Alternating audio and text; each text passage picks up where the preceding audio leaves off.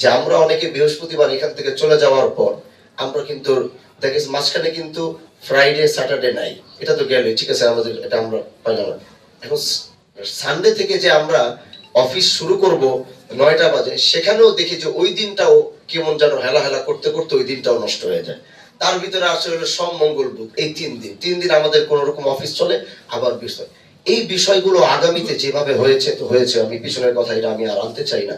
কিন্তু আমি কিন্তু ওই যে বললাম যে আমি ঢাকা থাকি না, আমি দেশে থাকি। আমি কিন্তু এখন আমার কাজই হচ্ছে, কারণ মানুষ আমাকে এখানে বসিয়েছে এই আমানত গুলোকে রক্ষা করার জন্য। আমি এটা আমার ডিউটি থাকবে, এটা আমার অন ডিউটি থাকবে। আমি হুট করে আমি আপনার অফিসে আসবো, হুট করে আমি একটা স্কুলে যাব, হুট করে আমি একটা প্রাইমারিতে যাব, একটা ইয়েতে যাব, ঠাস ঠাস করে চলে যাব।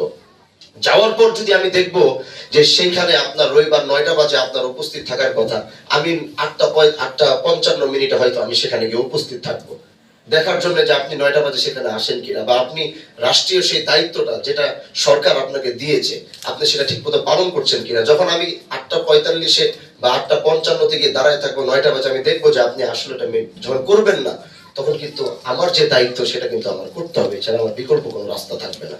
এজন্য এখন থেকে আমি প্রত্যেকটা সেক্টরে যে কোনো মুহূর্তে যে কোনো জায়গায় হুটহাট করে আমি যাব।